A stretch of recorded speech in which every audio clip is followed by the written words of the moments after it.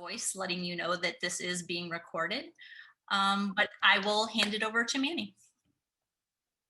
Great. Thanks, Tracy.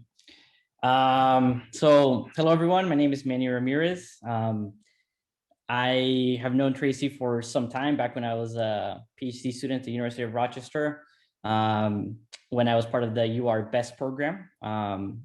And I've always wanted to give a little career talk, trying to giving back. And so I'm happy to be able to do it right now.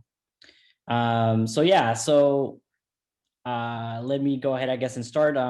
This is my journey from being a biomedical engineer and becoming a data scientist. So a little bit of background on myself in terms of my education. I got my bachelor's in biomedical engineering 2012 from the University of Illinois in Urbana-Champaign. I did 4 years of research while I was an undergrad in mainly cell and tissue engineering. When I was senior year, I applied to grad school. I didn't get in. I had a gap year where I worked with a faculty member who had a math lab education grant. And that's, I think, really where I learned how to program well. I had to do a lot of programming there. I reapplied to grad school and I got into the University of Rochester, where I got my master's and my PhD there. I think 1 month and 1 year ago, I defended and I graduated, so not that long ago. So University of Rochester, I worked with a new faculty member. His name is Mark Buckley. I worked on a project related to corneal biomechanics. I had the opportunity to work with 2 corneal surgeons. And my goal of my research was to improve the clinical outcomes in corneal transplant surgery. So I'm just going to jump in kind of straight to it. What do I do for a living? So right now I am a data scientist. I'm a contract data scientist. That means is that I was hired through a staffing agency. I work for a large internet company based in the San Francisco area. I work for their data science and analytics team within their sales and advertising division. Within data science, you're going to find that they're going to be the same job title, data scientist, but the roles are going to be very, very different. I would probably categorize my role as a decision scientist. I see myself more as a support to the sales and advertising team. As a decision scientist, I help out other more senior data scientists with their workload. I help answer a lot of business questions. And so for me, that means I run a lot of Jupyter Notebook scripts, trying to do some in-depth analysis, eventually making some nice visualizations on some questions that they have. Eventually, that'll translate into some automated dashboards. And this is important for the business, who these individuals may not be as programming heavy or as tech savvy. And so the dashboard is very useful for them because it's a nice, concise way for them to get all the summary information for them to be able to process and make some business decisions. So I spend quite a lot of time, between programming in Python, Jupyter Notebooks, and then switching to SQL, and then building out these dashboards. And I really think a lot about how do I make these dashboards better? How do I make these visualizations better? I spend quite a bit of time talking to them, so I learn a lot of the business context, which I was not as familiar with. I've taken sort of existing notebooks and translated those to dashboards. I've built my own dashboards. Right now, the current project I'm working with is an experimental study that I've inherited, and I'm improving sort of the experimental design for it. And considering I've only been on the job for a couple of months, this is my first job, honestly, that could be the end of my career story. But I really wanted to talk about, the transition from biomedical engineering into data science, and I really want to focus this career story on that process. This is not in chronological order. I'm trying to focus on the areas that were important to me. And this is the same advice I give my mentees that I had when I was a PhD student, and I gave to my undergrads and the mentees I currently have at the moment. I'll try to generalize as much as possible. I understand not everyone is becoming a data scientist, but I do want people to understand that you can make a career switch. And hopefully my advice is helpful. And again, these are my opinion. This is my advice. It may not apply to you, and that's totally fine. So around a year and a half before I defended, I was looking at careers as a biomedical engineer. And upon reading the job descriptions and picturing myself as a biomedical engineer, I really wasn't keen on it. I wasn't liking it as much. And that started a little existential crisis for myself. And I did a lot of self reflection, trying to figure out what I wanted to do post PhD. One of the very first questions that I asked myself is, do you want to remain in academia or in industry? For me, that answer was pretty clear. I knew I wanted to go into industry and not into academia, but I think it's a great place to start. After that, I asked myself, do you want to be in a researchy type role or not? I have found that when people see a PhD, they want to pigeonhole you into a researcher role. And you may not want to be a researcher. A lot of the training that you got in graduate school can still be applied outside of that.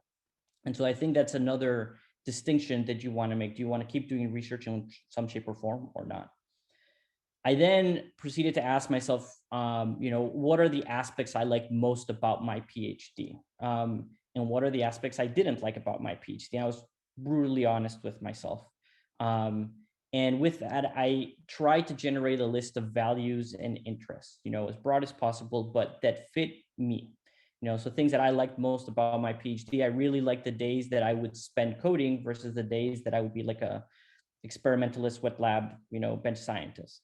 I personally enjoy giving talks. I enjoy sort of this technical communication aspect to it, and explaining my research.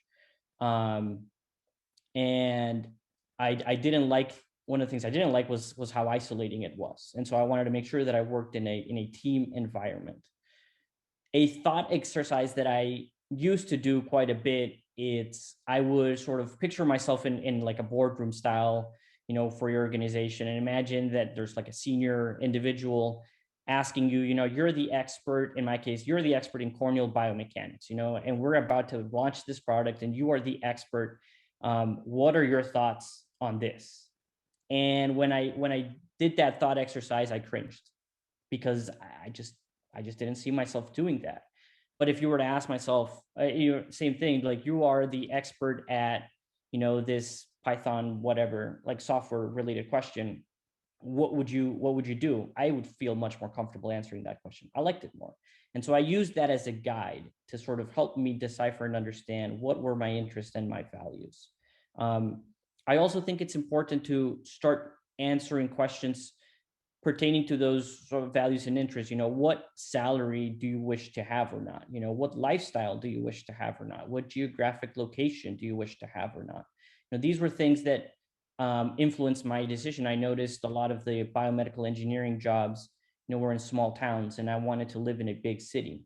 And I realized that, that if I wanted that dream of a big city, perhaps I had to make a career switch. And so all of these different things kind of were put into the blender in definitely several months for me to find what should be my post PhD career path. So once I did that, I then started the process of collecting data. And I'm going to categorize this as offline sources and online sources. Offline sources to me are things you can do when on your own. So this is reading blog posts, watching YouTube videos, looking to podcasts and whatnot. The whole point of collecting data is to learn. All right. You want to learn about career paths, perhaps you're interested in the data science career path. You also then perhaps you want to dig a little bit deeper and you want to learn about the specific roles within the career path. What's the difference between a data scientist and machine learning engineer? Or you want to learn how this particular role works in different industries. What is a data scientist in tech, which is very different than a data scientist that works in healthcare. And here, what you're trying to do is, again, you're trying to find what industry to go to, what role you're going to go to, and what career path. For that, I've listed a couple of sources that I use for articles. A lot of people will have personal websites. I myself have one as well. A lot of people will blog about their career story. So, it's the free web. Go out, find them, read them. A lot of people will post some of this stuff on LinkedIn. You can definitely go to other universities' grad school websites who have these sort of same type of events and see who they've brought and, use that information as well. YouTube is another great source. There's a lot of interviews out there that you can read and you can watch from different people at early career, late career. They'll tell their story. It's right there. Um, a lot of companies will also go to conferences and they're going to present a brand new product, or they'll talk about how something works within their company. Often they don't get a lot of views, but it's a great insight into the kinds of problems that they're solving. And you can sort of picture yourself, do I see myself, working for this company or this industry more broadly? you know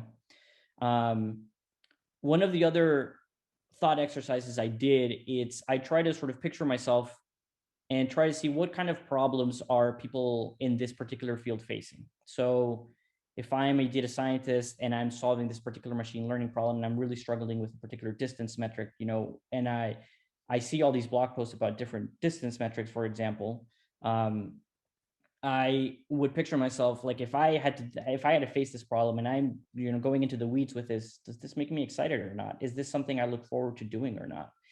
And that's, I think, another good indicator for you to tell, like, am I going down the right path or not? I do want to say that there's a lot of information out there. A lot of it repeats itself. A lot of it, there's not a whole lot of substance to it. It's pretty superficial. And I also want to say a lot of it doesn't apply to you specifically. You being PhDs and postdocs, individuals with higher education, advanced degrees, have different needs. And a lot of these articles, a lot of this information is going to be tailored for, a general audience, a general audience who doesn't have those, advanced degrees. And so do be discerning about that. So for example, an example of that, you're going to may find a lot of, salaries for different jobs. Just keep in mind that those salaries are for, people with bachelor's, master's, and PhDs. And at a PhD, you're going to come in at a different salary level. And so these are the kinds of things that I'm meaning when I say, use your critical thinking and seeing what does and does not apply to you. And I'm going to interrupt you for 1 minute. We have a few postdocs joining us, and we do have master's students also. So just to be aware. Yeah. So the other source of the online sources, this is case where you're actively engaged with the individual, whether that's an informational interview, a career story just like this, a networking event that you attend, a seminar where you approach the speaker afterwards. Again, you have the same purpose. You want to learn about career path, the role, or an industry. I would highly, highly recommend people to learn the art of the cold email or the cold call. At this point, I've probably done over 60 informational interviews. You do get better at it. You do definitely get much more comfortable with it. I highly recommend it. It's a great way to learn information. I recommend informational interviews quite a bit because, one, people love to talk about themselves, and they'll love to talk about their story. It's important to also note you're not asking for a job, and it's not a job interview. The weights, the sort of the weight of the conversation is not there. The importance in that sense is not there. So you can have a lot more informal conversation.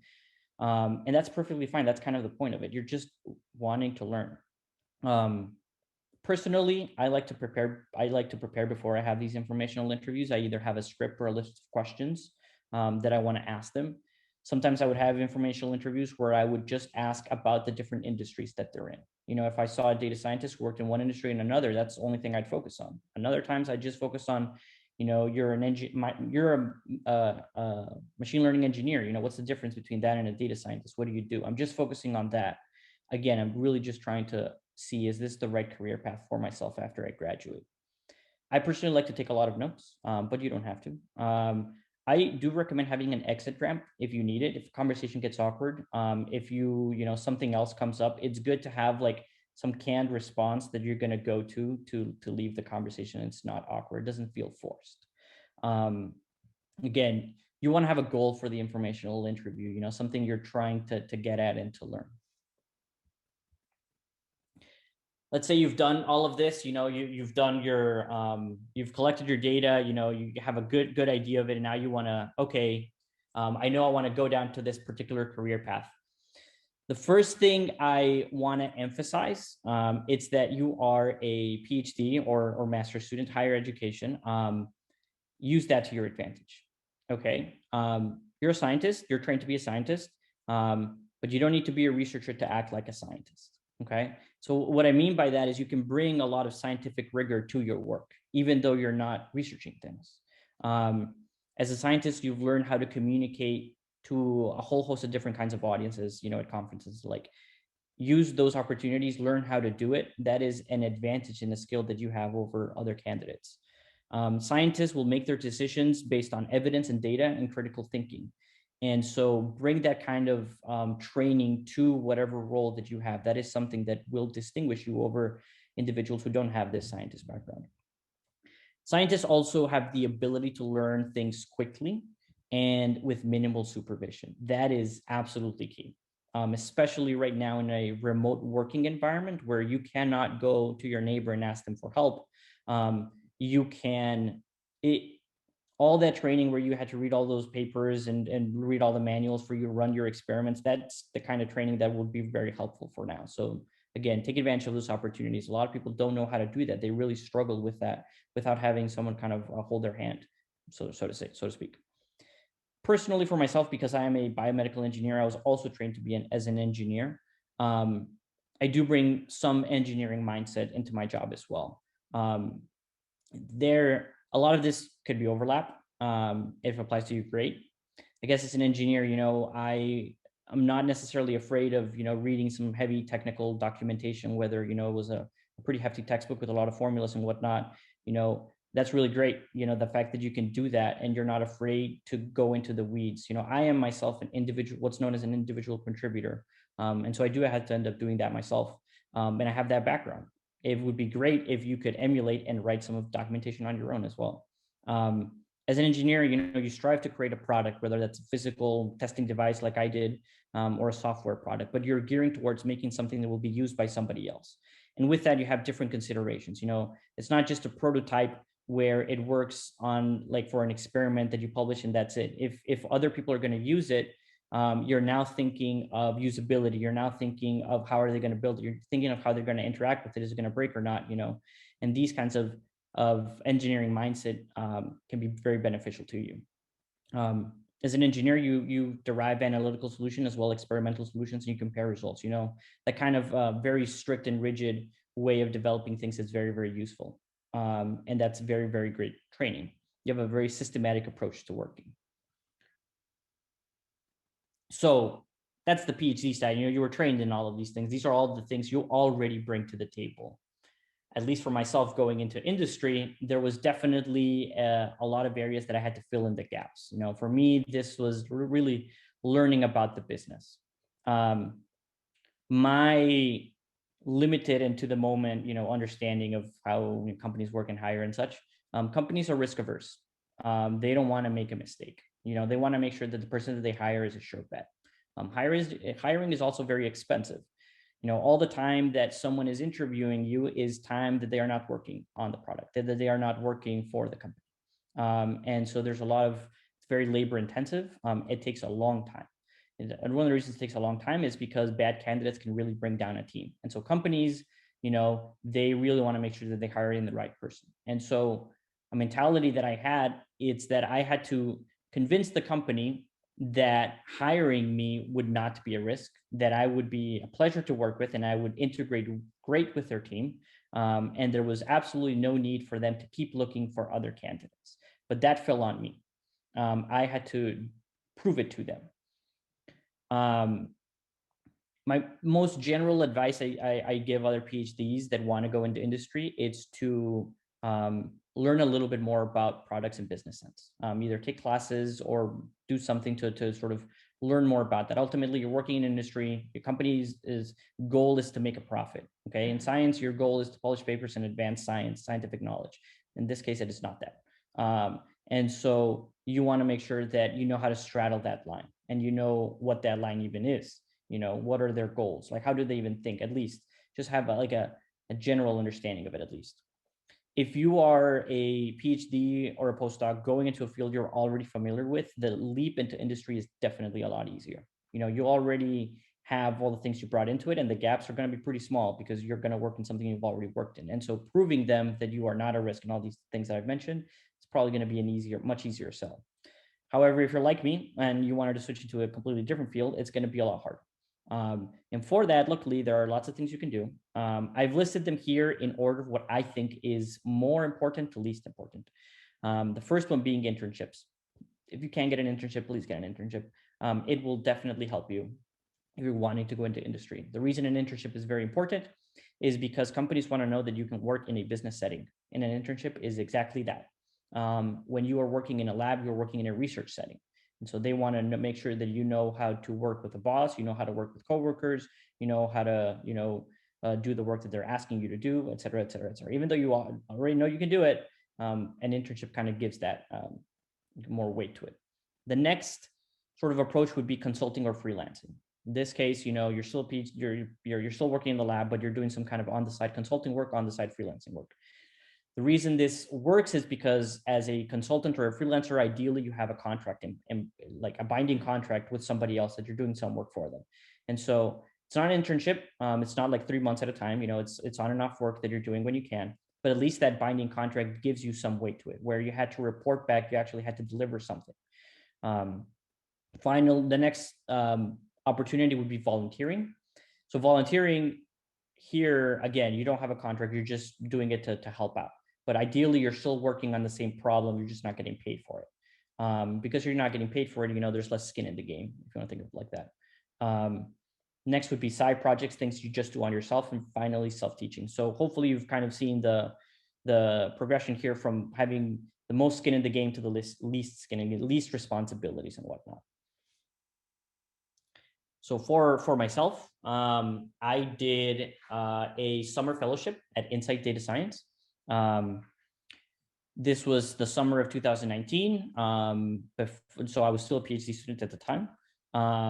As a fellow, I got the opportunity to work with a healthcare startup. Well, it's not a startup anymore, a startup company called Health Sherpa. They are the TurboTax of Obamacare. So that's the way I kind of describe them. They make individuals finding plans in the affordable care marketplace very easily, just like TurboTax makes filing your taxes very easily. And their product so far had kind of been hard coded. There was no machine learning or data science in it, and they wanted to start to go into that route. And so they hired me as a consultant for them, where I built a couple of prototype machine learning models for them. The idea here is they wanted to see if using customer data, user session data, to see if they could match them with a healthcare plan and they would be more likely to purchase it. The product that what they really want to see is, can you boost the customer conversion rates? And so there I really got to understand, that it's not just about the science and the engineering, you have to work with the business and within their business constraints and what they're looking for in their timeline. So after that summer fellowship ended, I went back to Rochester, and at the summer I was talking to my brother about it. And he has a small business, and he works in real estate. And I was telling him about data science and machine learning, and he mentioned how he had just gotten a hold of a bunch of data, and he had to manually clean it. So these were Excel files, and he had like 3 million rows, and he manually had to go and clean the vendor names. So these are formal names. It took him around a week to do it. And I said, I think I can build for you a machine learning solution to help out your business. And he was like, go for it. So this was a volunteering opportunity that I did. I had the opportunity to do it on my own, to learn. In this case, I did a little bit of natural language processing. Text data was in Spanish, so it was slightly different. But I got to build something for him, and what took him 1 week, at the end of it took now 15 minutes. And so that was a huge boon for his business, because now his staff, could focus on, actually working instead of just doing something that's user error prone. It's very tedious, and it's automated. And he's come back to me 4 times to help him out with the same task. And so this is an opportunity for me to behave like a data scientist, even though I wasn't a data scientist. But I wanted to prove to a company that I could solve problems that they might be facing. That was kind of the goal of this volunteering experience that I did for myself. So let's say that now you've just spent all your time, you've done a lot of self-reflection, you've informational interviews, you've prepared. Now we're going to move on to the interview phase, and you're ready to interview. My advice would be to just start interviewing. Okay. In terms of the resume that I like to think of a resume as like a movie trailer, where You have a movie that's two hours long, 3 hours long, you know, and you watch a trailer that's 2 minutes long, and a trailer convinces you to get into your car. You know, back when we could drive into movie theaters and watch them, you would go to a movie theater, you would pay $15, buy some popcorn, and sit and do it and watch the movie. You know, a trailer got you excited to do it. A resume is the equivalent of a HR individual picking up the phone and calling you.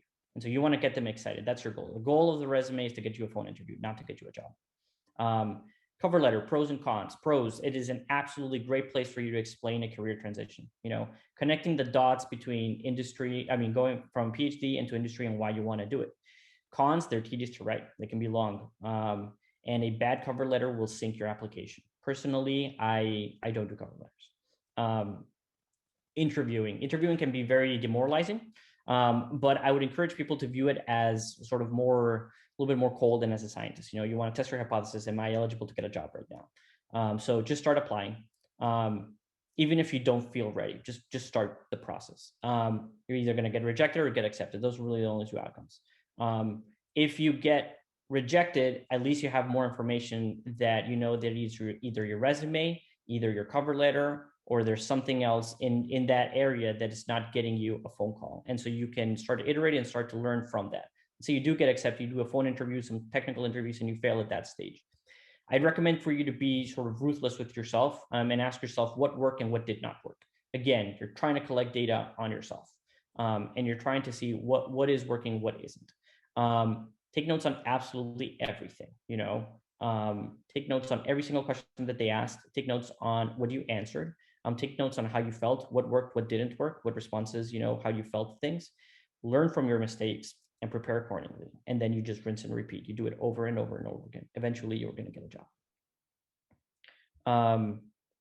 I do want to say in the interview, you know, you just spent a whole lot of time, you know, like I said, doing some self-reflection, informational interviews. You know, maybe you did some extra work like I did.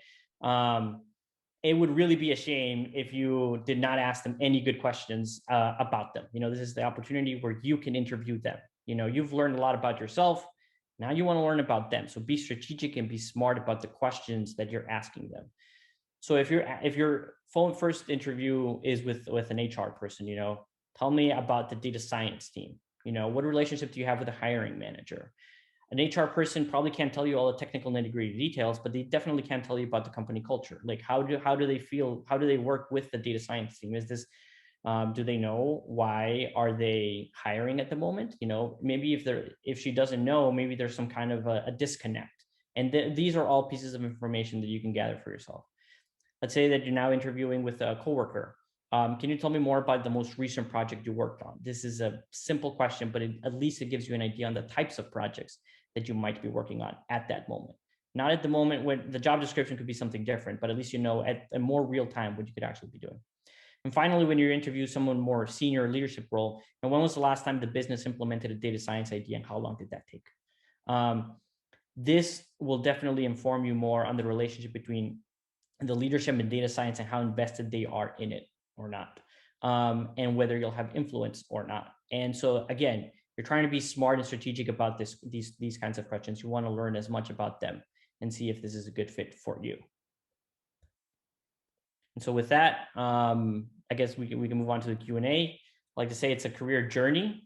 So there's a lot of steps. You know, there's many different roles you're going to have in your career. This is just the first one. Nothing is set in stone. You are definitely allowed to change your mind and change direction. That is perfectly fine. It's normal. In fact, that happens quite a bit. You only control the inputs. You do not control the outputs. You know, like I can only control the preparation that I had for an interview. I do not control whether they were in a bad mood or not. I do not control whether there were connection issues. I do not control any of these things. And so just don't beat yourself up too much. You remember, you only control, you know, what you can do. And that's really about it. And finally, have fun. You know, you're starting your career, you know, this is an exciting time. So definitely enjoy it.